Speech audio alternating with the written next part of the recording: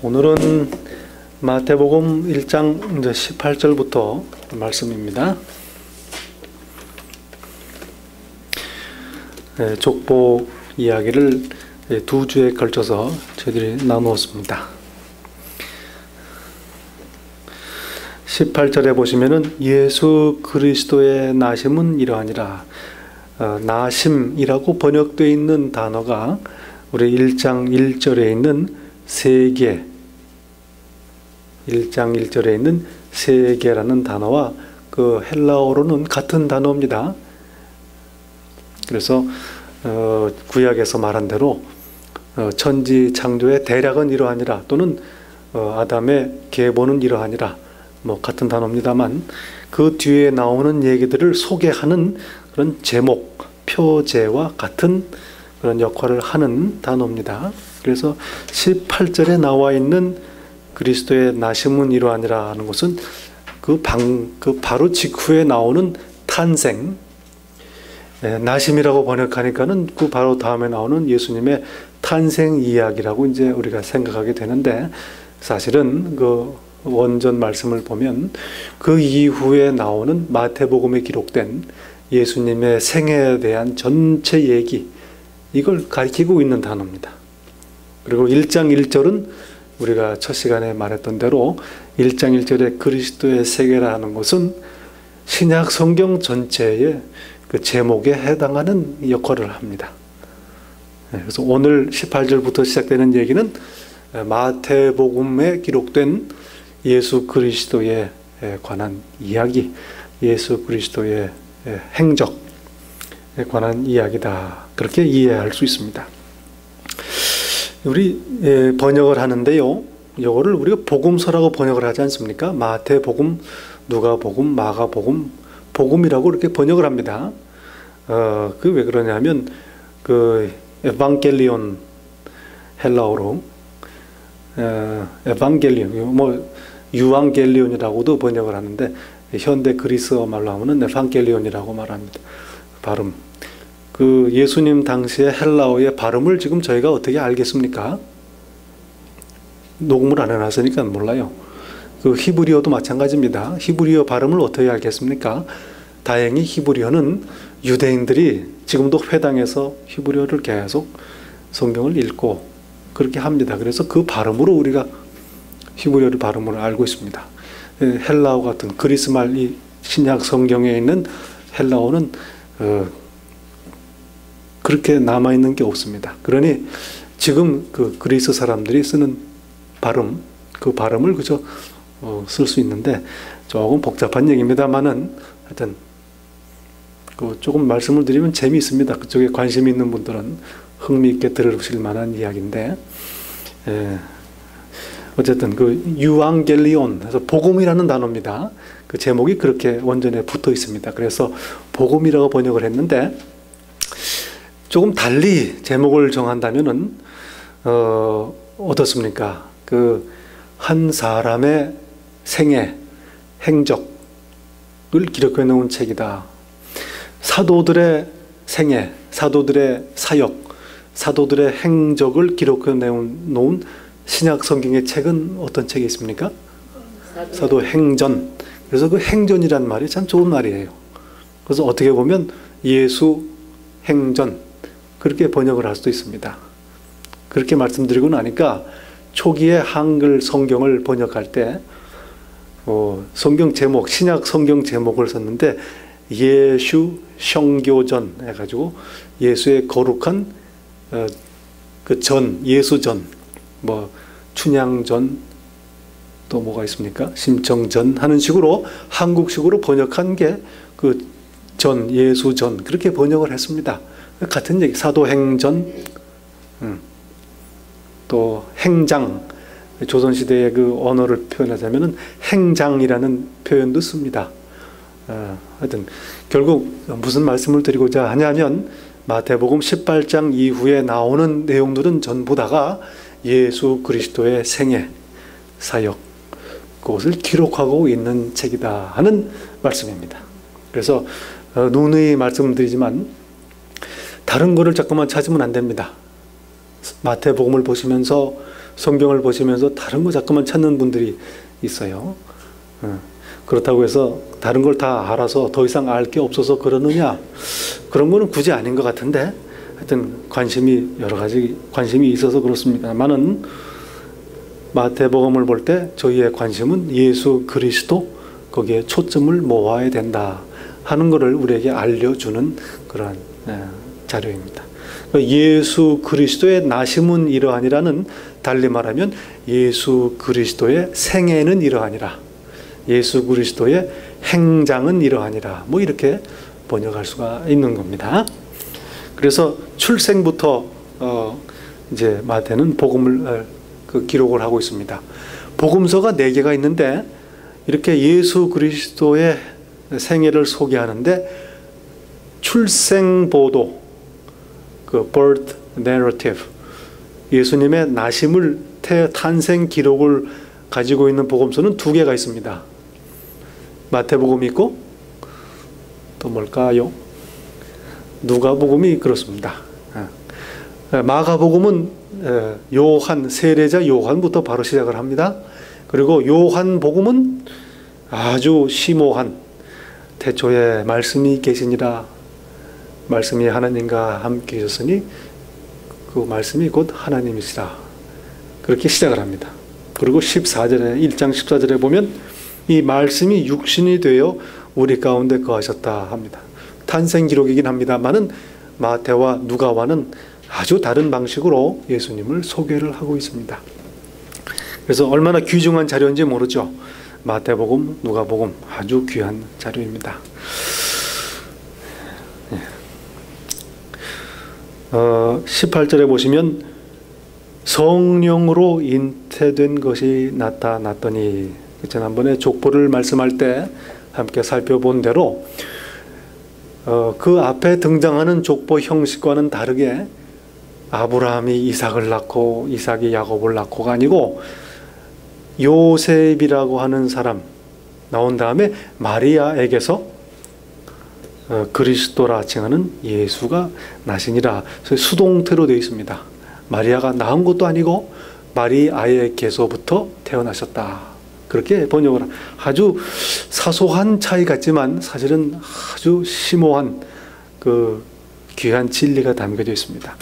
결국 사람의 혈통을 통하지 아니하고 하나님의 능력으로, 성령으로 잉태된 하나님의 아들이다 하는 것을 표현하는 그러한 부분입니다.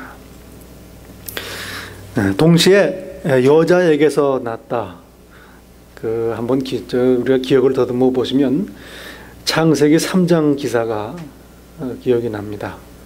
창세기 3장 15절에 하나님께서 하나님의 권위, 주권을 도전하고 반역한 첫사람 아담과 하와에게 야단쳐지는 얘기가 나와요. 그런데 여자에게 하는 얘기가 뱀에게 하는 이야기 말씀 중에 이런 게, 내가 너로 여자와 원수가 되게 하고 네 후손도 여자의 후손과 원수가 되게 하리니 여자의 후손은 내 머리를 상하게 할 것이요 너는 그의 발꿈치를 상하게 할 것이니라 하셨습니다. 그래서 창세기의 3장의 내용은, 이 내용을 어떤 분들은 복음이라고 하는데, 복음은 복음인데 원복음이라는 표현을 씁니다.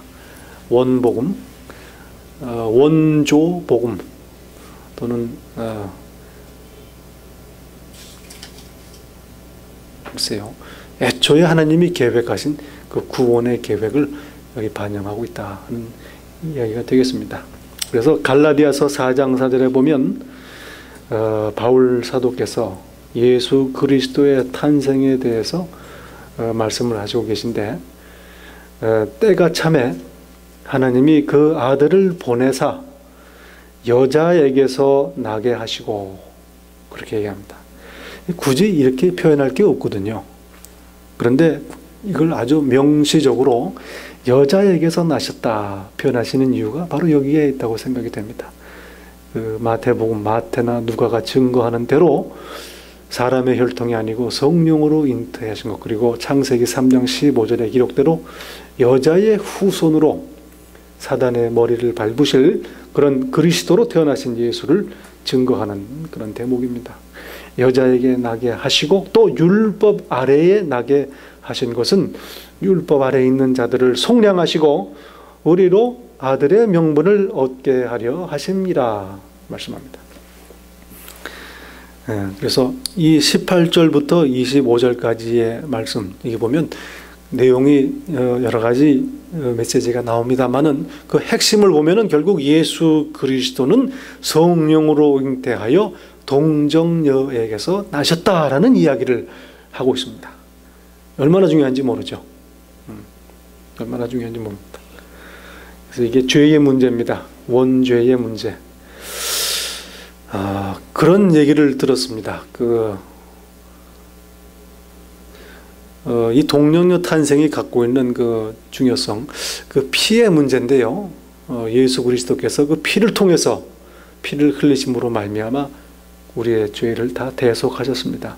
이 피가 왜 중요하냐면 하나님께서 이스라엘 백성들의 죄를 용서하시는 그 수단, 방법이 바로 피 흘리심으로 희생을 통해서 그 대가를 지불해야만 되는 겁니다.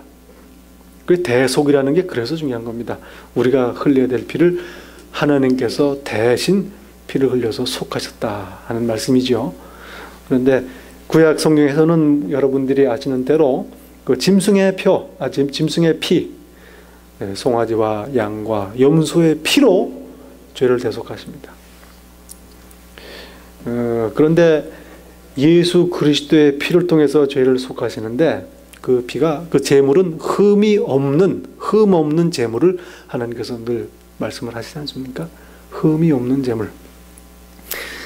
예를 들어서 그 양을 제물로 바치는데 양이 흠이 있다는 얘기는 뭐겠습니까? 구약 성경에서 말하는 흠이라는 것은 그 말라기에 나오는 대로 눈먼 것, 저는 것, 좀 부실한 것, 상한 것, 불량품입니다. 쉽게 말하면. 그런 것들을 제물로 바친다는 얘기입니다. 그게 생각보다 상당히 많이 좀 광범위하게 그렇게 행해졌던 것 같아요. 그 말라기 선지자가 제사장들을 얼마나 책망을 합니까? 근데 그 책망하는 내용 중에 하나가 온전한 11조를 안 드린다. 양적으로도 그렇고 질적으로도 그 양은 양인데 내다 못 파는 거, 자기들이 먹지 않는 거, 상한 거, 눈먼 것, 저는 것, 이런 것들을 제물로 바친다는 얘기입니다.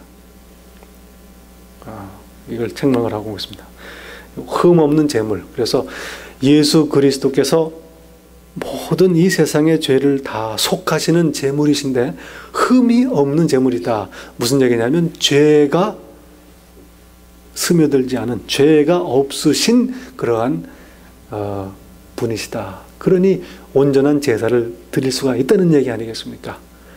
그런데 죄가 없다는 얘기는 무엇이냐? 인간의 혈통을 따르지 않았다는 얘기겠죠. 혈통을 한 글자로 말하면 결국 혈통, 피 아니겠습니까? 그래서 제가 들은 얘기는 어떤 얘기냐면 생물학적인 얘기인데, 임신을 해서 태아가 수정이 돼서 이제 세포 분열을 하지 않습니까? 그래서 태아가 성장을 하는데 수정된 순간부터 어머니의 피는 절대로 그 태아와 상관이 없답니다. 그 참 재미있는 말씀이에요. 제가 워낙 몰라서 그랬지만 듣고 나니까 참 신기한 얘기입니다. 그래서 세포를 분열해가지고 뭐 이제 기관이 생기고 뼈가 생기고 뭐 하는데 이제 혈액도 이렇게 만들지 않겠습니까? 근데 그거는 어머니의 피가 아니고 그 자체적으로 태아의 안에서 생성된 피는 뼈에서 나온다고 그러더라고요. 조혈 작용을 뼈 안에서 합니다. 그래서 결국 태아가 스스로가 자기의 피를 만들어내고 그렇게 이제 성장을 하는 거라고 그래요. 그러니 이 임신 기간 내내, 임신 수정된 이후부터 어머니의 피는 절대로 상관이 없답니다. 단지 영양만 공급을 받는 건데, 그렇게 된다면은 성령으로 잉태됐으니 아버지 남자의 피도 상관이 없고, 그래도 어머니의 피는 뭐 상관이 없고, 그러니 그야말로 인간의 피와는 무관한 그런 분이시다. 그렇게 설명을 하는 걸 제가 들었어요. 물론 성경 말씀, 하나님의 말씀을 그렇게 과학적으로 자꾸만 설명해서 설득하려고 하는 노력은 제가 보기에는 과학적인 증거로 성경을 반박하는 행위와 뭐 별다른 차이가 없습니다. 맥락상 둘 다 그렇게 바람직한 일은 아니라고 생각이 되는데, 그저 도움을 우리가 받기 위해서는 그런 것들도 참고로 할 필요가 있습니다. 결국 예수께서는 흠이 없으신 분이시다. 그 얘기를 하는 게 바로 오늘 본문 말씀입니다. 동정녀로부터 태어나신 분이시다. 잉태도 성령으로 잉태된 분이시다. 그 성령으로 잉태되었다는 것은 앞에 말한 대로 아브라함이 이삭을 낳고, 이걸 다시 이 말로 하면 성령께서는 예수를 낳고, 그런 표현이 되겠습니다. 하나님께서 예수를 낳고, 그렇게 되겠습니다. 그러니 예수님의 아버지가 누구냐? 하나님이시다. 그 얘기를 하고 싶은 겁니다. 그러니까 좀 그렇습니다. 이게 그냥 사람들이 알아들 수 있는 말로 아무리 해봐야 뭐 언어 자체는 이해가 되지만 그 내용은 이해되는 내용이 아니지 않습니까? 어떤 분들은 그래요. 지금 20세기, 21세기, 이제 그런 19세기부터 그런 얘기가 나왔는데, 이건 옛날 얘기고 인간의 이성과 과학이 발달해서 이런 얘기는 더 이상 우리에게 설득력이 없다. 그러니 우리 또 새롭게 좀 성경을 해석하자. 그런 얘기를 하는 분들이 있어요. 독일에서 이제 시작을 해가지고 18세기부터 19세기 아주 전성기를 이루었습니다. 그리고 지금도 이제, 그런데요, 사실은 그거 잘 모르는 소리입니다. 왜냐하면 18세기 돼서 사람들이 똑똑해진 게 아니고, 그런 생각은 예수님 당시부터도 다 그렇게 해서 알고 있지 않겠습니까, 사람들이? 그때 사람들이 저보다 덜 악하다고 생각하지 않습니다. 덜 지혜롭다고 생각하지 않아요. 피라미드 못 만듭니다, 요즘에. 그 무슨 얘기냐면, 그 사람들이 우리가 생각하는 대로 그렇게 너무 과소평가하고 있는 경향이 있는 겁니다. 근데 그분들이, 그러면 그분들한테는 통했는데 우리한테는, 그건 말도 안 되는 좀 아주 나이브한 생각입니다. 그때나 지금이나 안 받아들이는 사람은 안 받아들이는 거요. 이해 안 되기는 마찬가지라는 얘기입니다. 그러니 믿음이라는 말씀입니다. 믿음의 중요성이 여기에 있습니다. 그러니 뭐 세상이 바뀌었으니 동정녀 탄생 얘기하지 맙시다. 그런 거는 잘 몰라서 그런데, 그때도 그랬다는 얘기입니다. 믿음의 문제입니다. 그러니 어떤 언어를 써서 표현을 사용해서 이걸 설명한들 이해가 되겠느냐 하는 얘기죠. 하여튼 그러니 이렇게 설명을 해놔도 안타까운 마음에 설명을 했지만 결국 믿음의 문제입니다.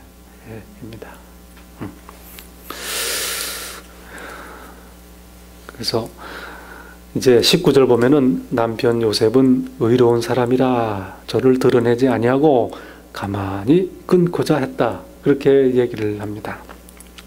성경을 보시면은 의로운 사람이라 이렇게 불린 인물들이 몇 분 있습니다. 혹시 어떤 분들이 기억나십니까? 그렇죠. 노아는 당대의 의인이라 하나님과 동행한 사람입니다. 욥도 그렇습니다. 욥은 참 뭐 한두 마디가 아니고 여러 마디로 순전무구하고 의로운 사람이라 그렇게 표현을 했습니다. 요셉도 그런 반열에 그런 그 목록에 이름을 올린 분입니다. 의로운 사람이라. 그런데 여기서 의로운 사람이라 하는 표현은 사실은 그런 하나님의 계획, 의도도 있습니다. 동정녀에게서부터 태어나셨지만, 그러나 육신 인간적인 그러한 아버지, 이건 사실은 요셉은 법률상의 아버지입니다. 법률상의 아버지도 의로운 사람이다. 이걸 우리에게 알려주시고 싶으신 것 같아요. 근데 좀 더 구체적으로 말하자면 왜 의로운 사람인가? 약혼 정혼한 마리아가 잉태된 것을 알고서도 가만히 끊고자 했다. 그렇게 얘기를 하는 겁니다. 가만히 끊었다. 이게 무슨 말이겠습니까, 여러분? 이해가 되십니까? 그 정혼을 했는데 어떻게 하는 게 가만히 끊는 거겠습니까? 네, 묵인을 했는데 어떻게 묵인? 이제 이게 구약의 율법에 관한 문제입니다. 이스라엘 백성들의 그 삶의 그 문화, 삶의 이제 그 모습인데 신명기에 이게 아주 상세하게 나와 있지 않습니까? 신명기에 보시면 뭐 본문 보실 거 없이 그 정혼을 해서 결혼식을 하는데 결혼식을 어디서 하냐면 신부 집에서 합니다. 그래서 신랑이 신부 집에 가가지고 거기서 혼례를 올리고 뭐 일주일이고 해서 잔치를 계속합니다. 그 다음에 이제 말을 타고 나귀를 타고 뭐 해서 신부를 데리고 돌아옵니다. 그런데 가서 첫날 밤에 이제 혼례를 치르고 첫날 밤을 지냈는데 신랑이 보니 처녀인 표시가 없어요. 그러면 이게 이제 문제가 될 수가 있습니다. 그래서, 네. 네, 신랑 집에 가서, 신부 집입니다. 여기는 신부 집입니다. 그 아침 일어나가지고 장인한테 항의를 하는 겁니다. 이거 어떻게 된 겁니까, 이게? 네? 그래서 어떻게 처리를 하냐 하면 그 신부의 아버지가 신랑이 엉뚱하게 트집을 잡으려고 하는 것 같으면 자기 딸이 처녀였다는 증거를 가지고 성문 앞에 갑니다. 왜 성문 앞에 가느냐? 거기 사람들이 제일 많이 왔다 갔다 하는데요. 그리고 장로들이 늘 거기 자리 잡고 있어요. 그래서 문제가 있으면 가져옵니다. 가져와서 이거 좀 판결을 좀 내려주십시오 하는 거예요. 그리고 거기서 장로들한테 보이는 겁니다. 봐라, 내가 지금 우리 딸 그 이불짜리 내가 혼이불을 가지고 왔다. 표시가 있지 않느냐? 해서 그걸 보여주면 그 신랑이 엉뚱하게 고소를 엉뚱하게 잘못한 겁니다. 그러면 신랑이 낭패를 당하는 거죠. 그런데 만약에 흔적이 없어요. 그러면 어떻게 됩니까? 그 처자를 아버지 집 문 밖으로 끌어내서 동네 사람들이 돌로 치도록 되어 있습니다. 그렇게 되어 있습니다. 아주 엄격하죠. 그 지금도 그래요. 그쪽 아랍 세계는. 그래서 가끔 뉴스에 나오지 않습니까? 그 자기 오빠가 집안 남자들이 그 딸 우리 집의 명예를 더럽혔다고 땅에다 묻고 돌로 쳐가지고 죽이고 막 그런 뉴스에 나와요. 그래서 이 미국 사회에서는 그거 야만적이다. 인권이 어디 있느냐 그렇게 얘기를 하지만 그 배경이 어디에 있습니까? 바로 그러한 이 사람들의 전통에 있는 겁니다. 그래서 그 처녀인 증거가 없다는 것은 달리 얘기하면은 결혼 전에 다른 남자를 알았다는 얘기겠죠. 그래서 거기에 대한 규례도 상세하게 신명기에 기록을 하고 있습니다. 그래서 두 가지 케이스가 있는데 어떤 처자가 정혼하지 않은 처자가 길 가는데 남자가 강제로 겁탈을 했어요. 그러면 시내 안에서 성읍 안에서 그런 일이 벌어졌으면 책임은 누가 집니까? 여자가 지는 거예요. 소리를 안 질렀다는 거죠. 소리를 질러서 그 사람들로 하여금 그건 달려들어가지고 이제 막 남자가 이제 큰일 나는 겁니다. 그런데 성읍 안에서 그런 일이 벌어졌다는 것은 여자가 묵인했다 혹은 동의했다라는 얘기라고 생각을 하는 거죠. 그래서 성읍에서 그런 일이 벌어지면 여자가 돌에 맞게 되어 있습니다. 반면에 들에서 그런 일을 당했으면 소리쳐도 도와줄 사람이 없었던 거로 여자는 죄가 없다. 남자를 돌로 치게 되어 있습니다. 돌로 치는 게 아니고 함부로 잠깐만 빨리 돌로 치면 안 돼요. 여자는 책임이 없다. 그리고 남자는 어떻게 됩니까? 그 여자를 자기의 아내로 맞이하게 되어 있습니다. 의무적이에요. 그게 이제 이스라엘의 그 규례입니다. 그런데 첫날 밤을 지냈는데 처녀인 표시가 없다는 것은 이건 문제가 있다는 거죠. 이런 맥락에서 보면 그래서 아주 그 파워풀한 그 용어를 써가지고 그 여자를 정죄합니다. 성경에서는. 그래서 돌로 쳐서 그 여자를 돌로 쳐서 죽이는 그 취지, 목적이 뭡니까? 너희 중에 악을 제하라. 그렇게 되어 있습니다. 그 유대인들 사회입니다. 하나님의 백성, 하나님 내가 거룩하니 너희도 거룩하라 하는 게 하나님의 그 말씀 아니겠습니까? 예, 그러니 참 어렵습니다. 우상들, 무당들이 섬기는 신, 이방신들은 아주 난삽하게 짝이 없어요. 여러분 그리스 로마 신화라는 거 들어보셨습니까? 그 신들이 하는 짓이 뭡니까? 맨 난잡한 짓들 하는 거예요. 사람들, 딸들하고 또 다른 여신들하고 그겁니다. 그러니 내가 거룩하니 너희들도 거룩하라는 얘기는 할 수가 없어요. 그러나 우리가 믿는 하나님은 거룩하신 하나님이십니다. 우리도 거룩하라 하는 얘기입니다. 그러니 하나님을 빼놓고 윤리, 삶을 얘기할 수가 없는 거죠. 그러니 하나님을 안 믿는 사람과는 이건 근본적으로 다른 테이블에서 살고 있는 겁니다.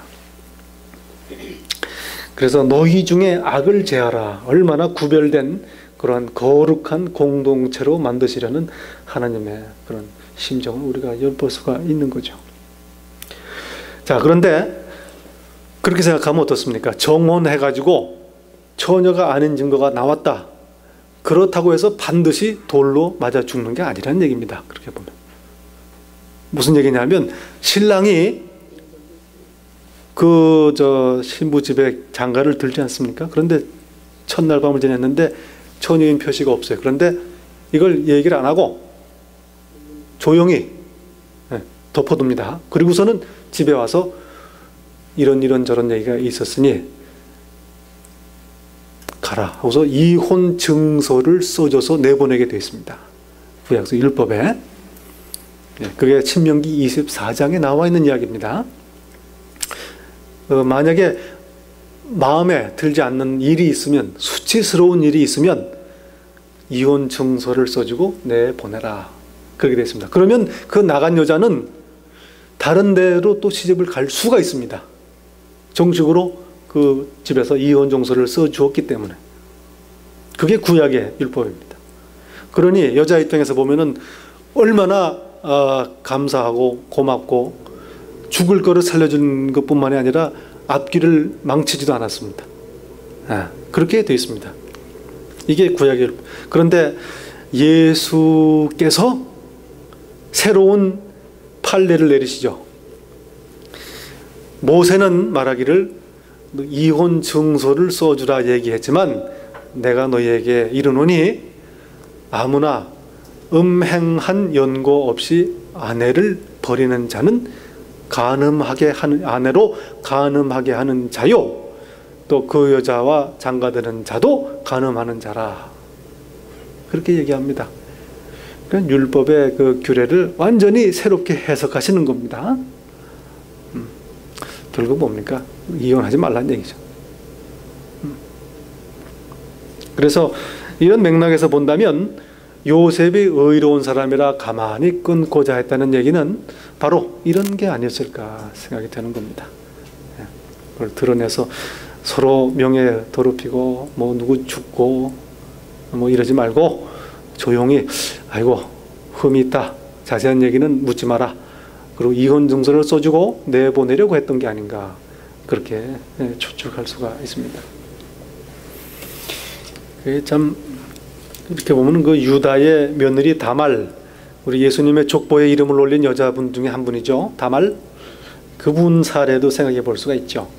이게 어떻게 된 거냐면 그 시아버지의 아이를 잉태를 했습니다. 그런데 나중에 며느리가 임신한 게 이제 배가 불러오고 하니까 표시가 나지 않겠습니까? 사람들이 이제 난리가 난 거죠. 입방아를 막 찢는 겁니다. 다들 의로워서 가만히 다 끊고 자고 덮어주면 좋을 텐데 그렇게 애들 안 해요. 그러니 죽게 생겼어요. 돌로 치게 생겼습니다. 성경에 보니까 38장, 창세기 38장에 돌로 치게 생겼어요. 끌어내서 불사르라. 돌로 친 다음에 불사르는지, 불사른 다음에 치는지, 불사르는 도중에 돌을 쳤는지 알 수는 없습니다만 하여튼 불사르라 그렇게 사람들이 요구를 합니다. 큰 범죄입니다. 큰일 났죠. 그때 그 다말이 어떻게 대처했냐면 이거 보시라고 이 주머니하고 지팡이가 있는데 이게 누구 겁니까? 그러니 유다 거란 말이죠. 그래서 상황을 모면하는 겁니다.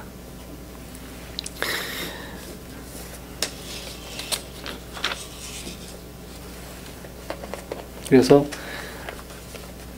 이렇게 일이 정리가 됐으면은 참 일이 복잡하게 됐을 뻔했어요. 그러나 20절부터 보면은 하나님께서 그 소위 말하는 미혼모의 아들 그렇게 되는 것을 다 하나님께서 미리 개입하셔서 방지를 했지 않습니까? 그래가지고 어떻게 했느냐? 이 일을 생각할 때에 주의 사자는 천사입니다. 현몽하여 가로되 꿈에 나타납니다. 참 요셉 입장을 좀 짐작을 해볼 수가 있으실까요? 얼마나 생각이 복잡했겠습니까? 점잖은 사람이고 의로운 사람이고 속이 깊은 사람인 것 같아요. 이거 어떻게 해야 되나 어떻게 해야 되나 생각이 많습니다. 그때에 하나님께서 개입하시는 겁니다. 그런 전통이 있어요. 지금도 그 회교도들, 그 무슬림들은 그 메카 메디나에 그 순례를 하지 않습니까? 성전에 순례를 하는데 뭐 엄청나죠. 그 순례하는 장면 보면 그 사우디아라비아의 아주 큰 그런 대목이고 비즈니스고 성스러운 그런 절기고 그렇습니다.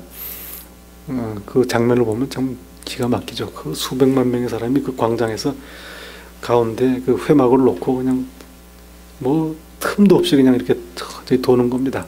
그런 장면을 이제 보고 있는데 그 순례를 가가지고 성소 안에서 사원 안에서 잠을 자는 그런 풍습이 있습니다. 잠을 자면서 그 하나님의 계시를 이제 기다리는 거예요. 그 인큐베이션이라고 그렇게 이름을 붙입니다.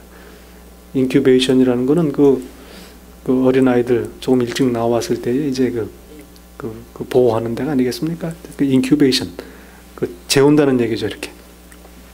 그러면서 이제 하나님의 뜻을 기다리는 그런 풍습이 있습니다. 하긴 이게 성경에 보시면 그런 사례가 종종 있지 않습니까? 꿈을 통해서 하나님을 만난 사람들. 누가 기억이 나십니까?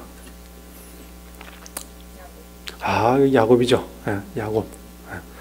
야곱이 아주 대표적인 인물입니다. 그전에는 하나님을 만났다는 얘기가 없어요. 야곱이 성경에 보면 처음 만났는데 꿈속에 만납니다. 그러니까 또 하나님을 안 찾으니까 뺀질뺀질해가지고 아주 그냥 생닭이라고 그러네요. 뺀질뺀질하니까 안 찾아요. 그러니 잠든 사이에 하나님께서 나타내신 게 아닌가. 그것도 그 처지가 어떻습니까? 야곱이 형 속여먹고 하여튼 참 짐작이 가요. 어떻게 생겼을까? 좀 안 된 말씀입니다만 이렇게 보면은 뺀질뺀질하고 이렇게 그런 분들이 있지 않습니까? 보기에 우리 생각에 사실 여부는 뭐 모르고 근데 그런 게 아니. 근데 그분이 형을 속이고 도망가는데 어느 집에도 못 들어가요. 그리고 들판에서 잡니다. 그 베델 그 동네에서 들판에서 자니까 이게 좀 불안하겠어요. 도적이 밤에 야생 들짐승이 올지. 그러니까는 돌멩이를 만만한 거를 딱 잡아가지고 머리맡에 두고 그러고 잔 겁니다. 돌베개가 아니고 돌베개 했다가는 입 돌아가요.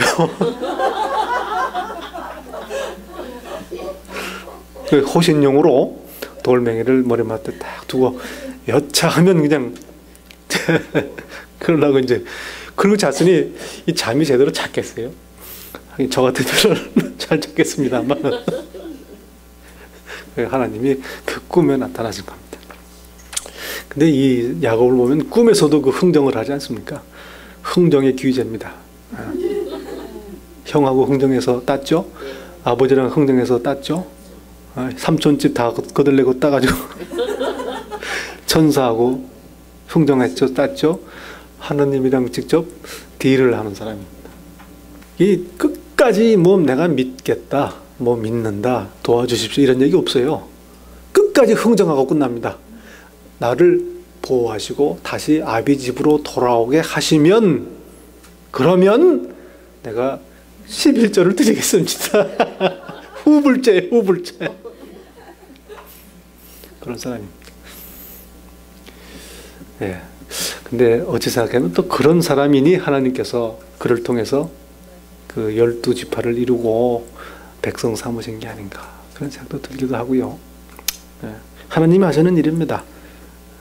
또 꿈을 통해서 하나님을 만났던 사람, 사무엘도 그렇죠. 자다가 음성을 들었습니다. 그렇네요. 예. 사무엘이 자다가 3번이나 음성을 들었습니다. 근데 무슨 얘기는 안 했어요. 이름만 불렀어요. 이름만 부르고 조금 더 자세된데 깼어요. 그래서 이제 엘리 제사장이 대신 설명을 해줍니다.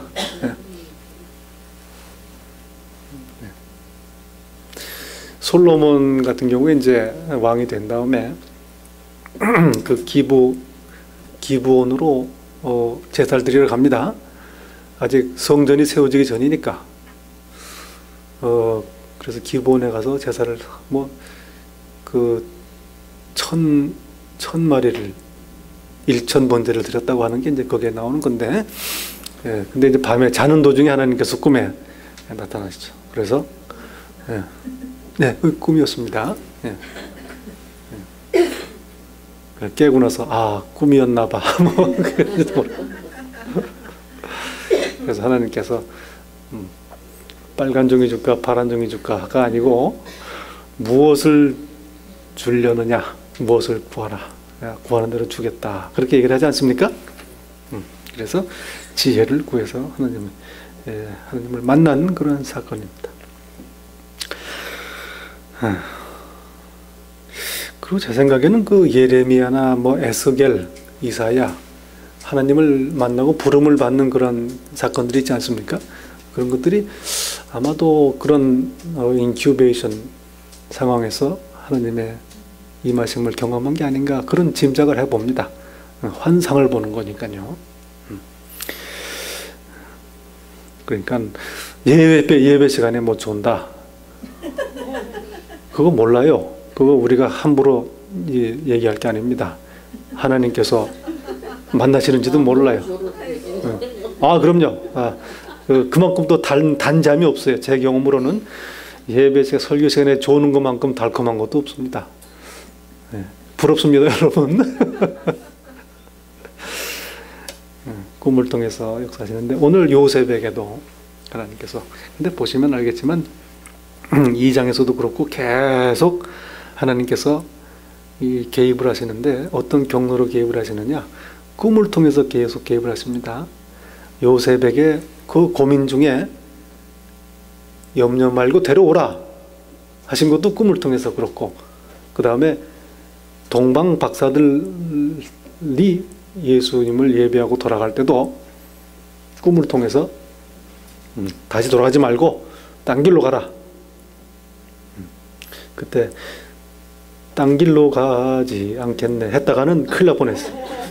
딴 길로 가라고 구체적으로 얘기했습니다. 그 다음에 또 요셉에게 나타나셔서 헤롯이 너를 찾는다, 빨리 튀어라. 그 다음에 또 애굽에서 이제 됐다, 돌아가라, 이렇게 꿈으로 인도를 하십니다.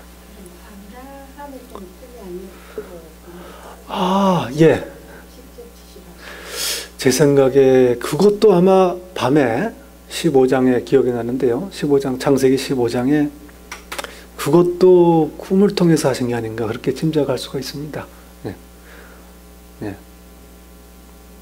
그러니까 그 쪼개진 재물 사이로 불이 지나가게 하고, 그 다음에 내가 너로 큰 민족을 이루게 하겠다, 약속을 재확인합니다. 그리고 하늘의 별을 보여주시면서 저 별처럼 내 자손을 무수하게 하겠다, 그걸 믿었습니다, 아브라함이.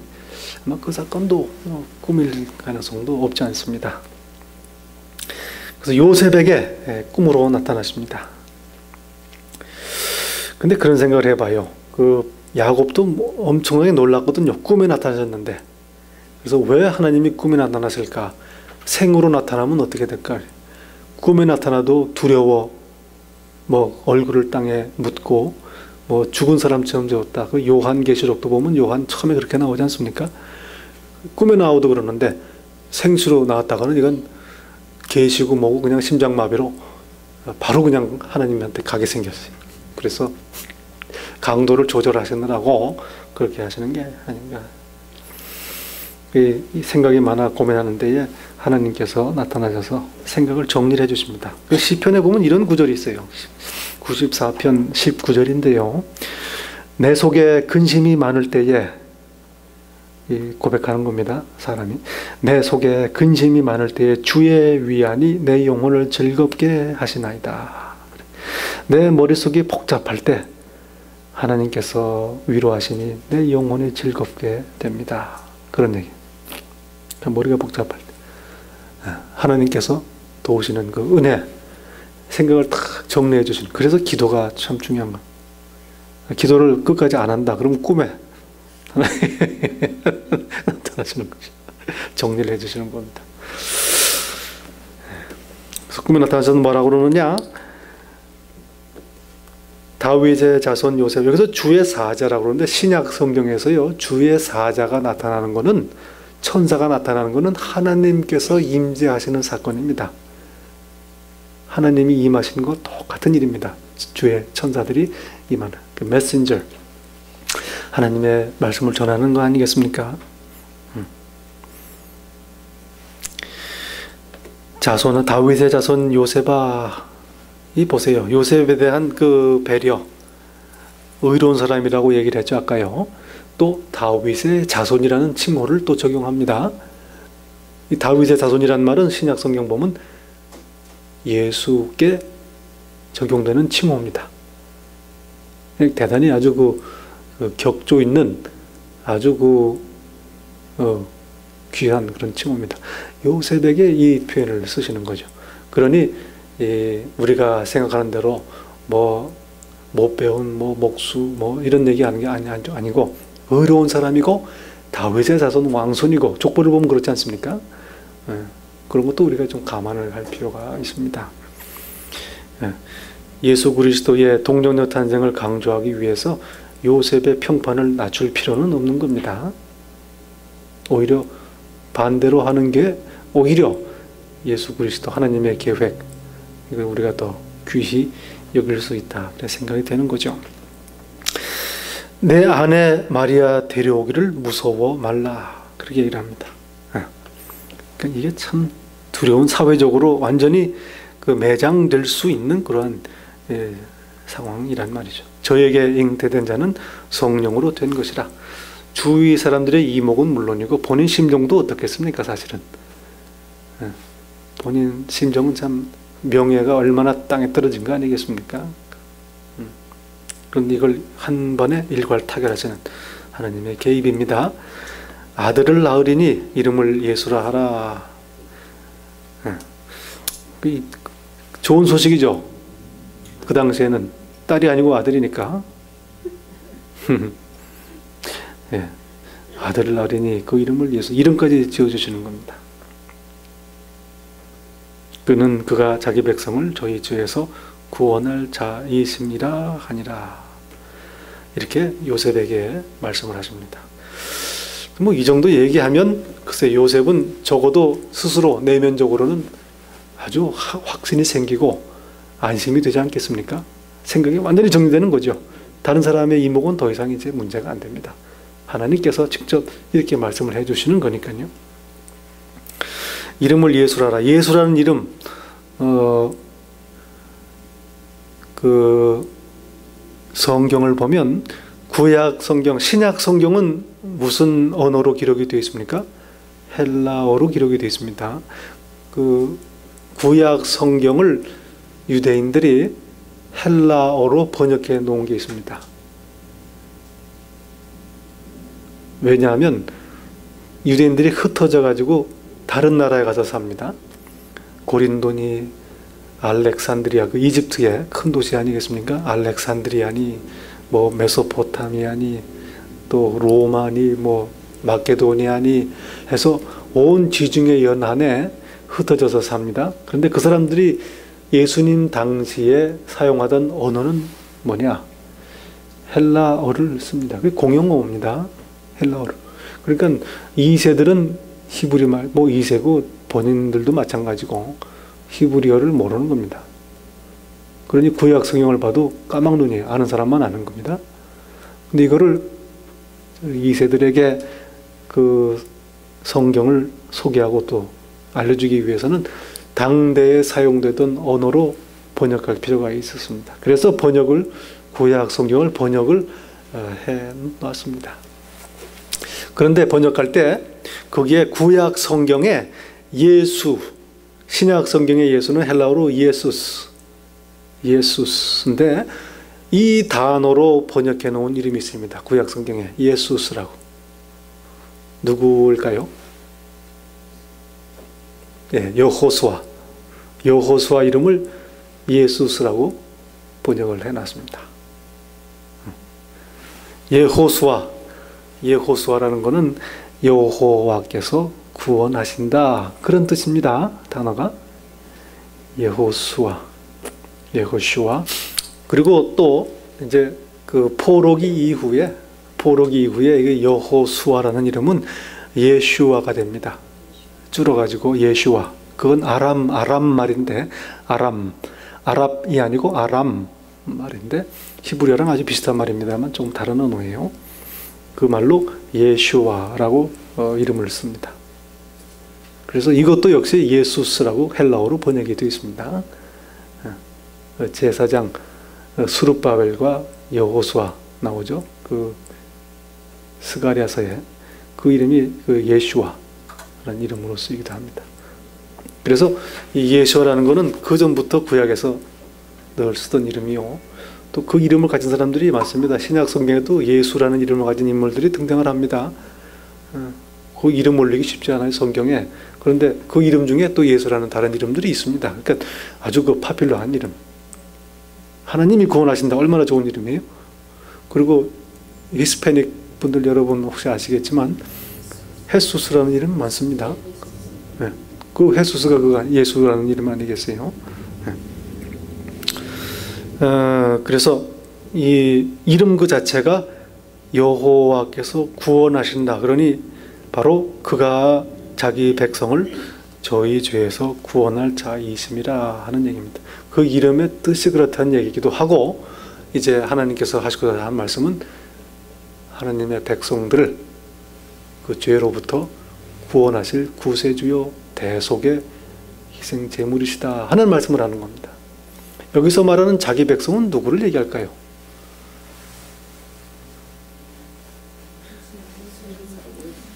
네. 이게 마태복음은 누구를 읽으라고 썼습니까? 유대인 그리스도인들. 헬라인 이방인들 그리스도인보다도 일단은 유대인들 그리스도인을 말합니다. 그런데 사실은 유대인들 얘기하다기보다는 지금 마태는 교회에 얘기하는 겁니다. 유대인들이 주로지만 결국은 교회를 향해서 말씀하는 겁니다. 그러니 여기서 말하는 자기 백성은 교회에 부르심을 받은 성도들을 말씀하시는 겁니다.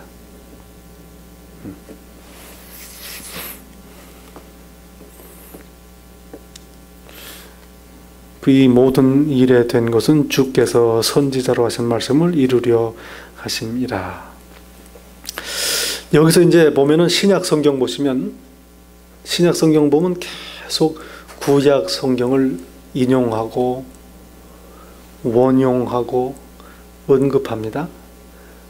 그래서 어떻게 보면 신약 성경은 구약 성경에 대한 해설서다 그렇게 얘기할 수 있습니다. 이게 당시 유대인들 랍비들의 전통입니다. 랍비들의 전통 어떻게 비교할 수 있냐 하면요, 미국의 지금 그 법원 사법 시스템 거기에 보면 그 대법원이 있는데 대법원 판결을 내릴 때 가장 그 중요한 역할을 하는 요소 중에 하나가 뭐냐면 이전의 판례입니다. 그 전에 판결을 어떻게 내렸었는가. 만약에 동일한 사안이 다시 올라올 경우에는 과거에 내린 판례가 모든 다른 판단을 기각합니다. 다 오버라이드 하는 거죠. 그래서 그 판례가 참 중요합니다. 그 남겨진 게, 그래서 뭐 변호사들 사무소에 가면 막 똑같은 책 같은 게 막 꽉 차 있죠. 그 거의 판례들 그렇게 해놓은 거 꼽아놓은 거 아니겠습니까?